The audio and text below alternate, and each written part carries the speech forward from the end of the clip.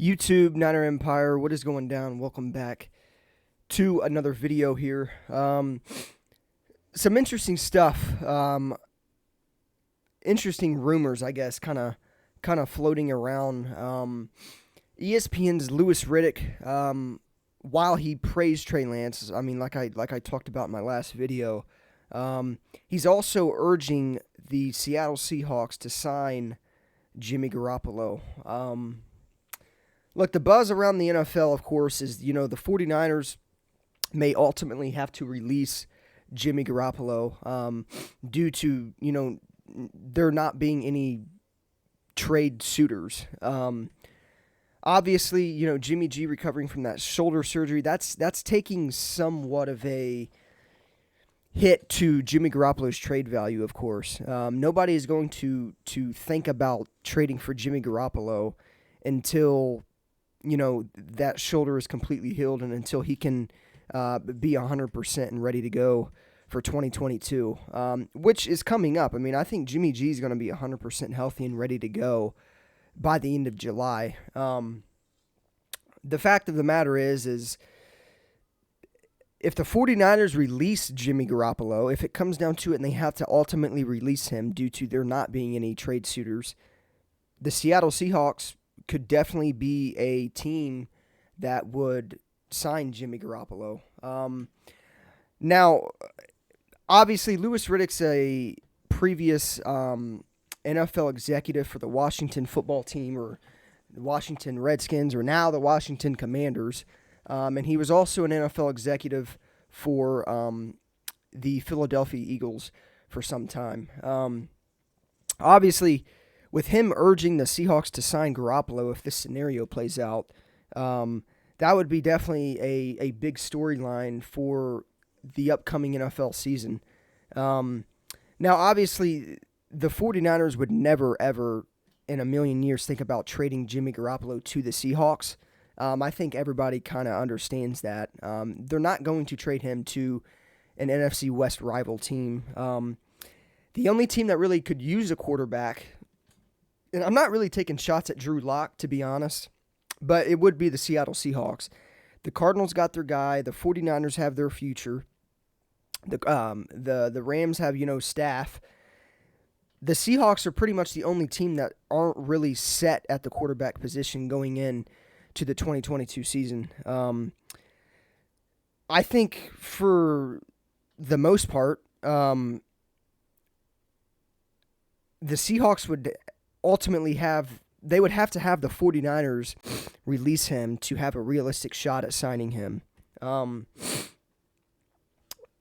I think that it's sounding like they're going to have to cut him for the most part. I mean, look, there's not going to be very many suitors for a Jimmy G trade, as is. If anybody, I mean, let's take a look at, in the beginning when some of the teams around the NFL needed quarterbacks. You look at the Washington Commanders, they really, really quickly signed Carson Wentz when he was done from the Colts, and when the Colts didn't retain him. Obviously the Pittsburgh Steelers, another team, they got Mitchell Trubisky over Jimmy G. There's something with Jimmy Garoppolo that doesn't stand out to a lot of teams, and I think that it's pretty much his. In my opinion, it's more so, for one, that shoulder surgery has something to do with it, obviously, but it's more so Jimmy G just being an average quarterback at best. I don't think that we have seen, and this may seem bizarre to say, but I really don't think we have seen the best of Mitch Trubisky. It could be a scenario where Mitch just need another team to go to. Keep in mind, when he left the Bears, he signed on a backup role for the Buffalo Bills, backing up Josh Allen. He never got another starting role after he was done with the Chicago Bears. Now, you look at Jimmy G, he backed up Tom Brady, played in 2 games, played very well in those 2 games for the Patriots, was traded to San Francisco, went 5-0 at the last 5 games of the season in 2017, and bam, 5-year, $137.5 million deal in which Jimmy G signed after those 5 starts that he had with the 49ers. Mitch Trubisky really hasn't had another shot to be a starter in the NFL, and he probably learned a lot behind Josh Allen. I'm not saying he learned a lot to where he's going to be a starting quarterback in the league, but at the end of the day, everybody deserves a second chance, and I think that the Pittsburgh Steelers probably seen something in Mitch Trubisky that they didn't see in Jimmy G. And of course, again, Jimmy G being due $27 million for next season. To be exact, it's $26.9 million that Jimmy G will be getting next season from any team. That's another thing that's not really attractive for Jimmy Garoppolo is the fact that he's due $27 million for 2022. There's not very many teams that are going to take that on, if at all. And I think when it comes down to it, the 49ers honestly will probably have to take on some of that money. They're probably going to have to eat some of that money in order to get him out of town. So knowing that Jimmy G, we've pretty much seen the best of him, in my opinion, and knowing that he's due all this money in 2022, he's not an attractive option for any NFL franchise out there unless, maybe you're the Panthers, but I've talked about the Panthers and Jimmy Garoppolo. They're better off, really, and for one, they're not going to take on that money. They've came out, said publicly, they don't want any part of taking on Jimmy G's salary next season. And obviously, Baker Mayfield's going to be available. Baker Mayfield's going to be cheaper than Jimmy Garoppolo. He's younger than Jimmy Garoppolo. Yeah, he hasn't played in a Super Bowl or an NFC Championship game and this and that and won with his respected team really consistently. But at the end of the day, Baker Mayfield's younger. His talent's there. He can be a starter in the NFL. He just got to he pretty much has to get in the right system. And I think for Carolina, I agree with them. I think that Baker Mayfield is a better option for Carolina than what Jimmy Garoppolo would be.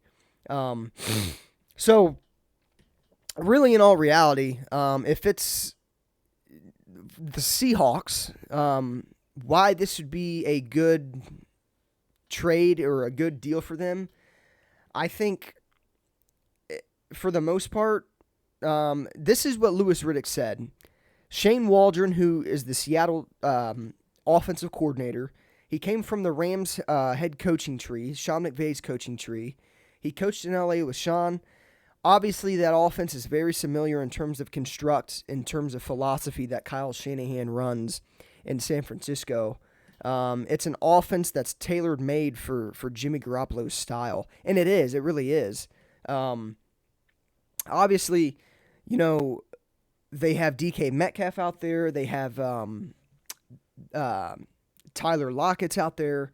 I think for the most part, Garoppolo having one Super Bowl appearance with the 49ers, owning 2 rings with, the New England Patriots. Yeah, he didn't do shit to get those 2 rings when he was in New England, but he has that experience of what it's like to go in and prepare for big games and to go in and prepare, for playoff games when you're on the road. The 49ers are on the road all last season heading into the playoffs. They were a wild card team. They go into Dallas. They beat Dallas in the wild card round.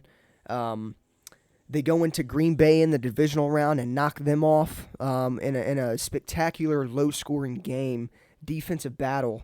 Special teams won that game. I believe it was Ronald Blair, maybe, Jordan Willis, who had the blocked punt. In which Talanoa Hufanga picked it up and scored a touchdown. That's what won the 49ers that game. But all in all, Garoppolo knows what it's like to prepare for those big games, and he knows what it's, even if he doesn't play well, he has that experience going into big games like that. And obviously, last season, Garoppolo throwing 3,810 yards, 20 touchdowns, and 12 interceptions while completing 68.3% of his passes last year. It's not awful, but it's not good, right? I mean, he was 8, interceptions away from throwing as many interceptions as he was touchdowns. So the bottom line is would he be a better option than Drew Lock? I don't know. I really don't. Maybe Drew Lock comes in there and lights shit up and plays well, but I definitely think he would make a quarterback competition there compatible, or competitive. And I'm not, it's definitely interesting stuff. But the bottom line is Jimmy G's due a lot of money next season. He is average at best, and I think if anything, he is going to be cut before he is traded, in my opinion. I could be wrong. I know there's teams out there that would probably trade for him. But if you're trading for Jimmy Garoppolo, you're starting him. That's just how it's going to be. Louis Riddick also added Jimmy G is like the piece that they are missing. Seattle's settling the table for some quarterback in the next year or two. If it's not Drew Lock or Geno Smith, which it ain't going to be, obviously, if it's not one of those two, something's going to inherit a football team that is quietly setting themselves up. Jimmy G would be a perfect fit to me for that. And if he ever becomes a free agent again, they're not going to trade. If he ever becomes free again, the 49ers ain't going to trade him to them. So if it comes down to the Niners releasing him, he added, I'd be all over that quickly. So I think, obviously, the 49ers' preference would be to get something in return. I mean, of course, their preference is to get something in return for Jimmy G. But if the team is unable to do so, it makes the most financial sense to release the quarterback. It just does. It makes the most sense to release Jimmy G. The Niners would only have to take on a $1.4 million dead cap if they cut Garoppolo prior to Week 1. Garoppolo's salary does not become guaranteed until the season begins, which makes releasing him an appealing option rather than to pay him $24 million for a backup signal caller. It doesn't make sense. The 49ers cannot keep on to Jimmy Garoppolo if they're not going to if they're not going to trade him or release him. It just doesn't make sense. You don't trade 3 first-round picks for a guy, get him in the draft, and then bench him for 2 years and let him develop. Trey Lance does not need 2 years to develop in the NFL. He needs game reps. You have to get Jimmy G out of town. Seattle definitely could be an option, only if the 49ers decide to cut him, because the 49ers would not in a million years try to trade Jimmy G to the Seattle Seahawks. So interesting stuff, but Seattle is definitely an option if Jimmy G is cut, and that would be something. That would definitely be something.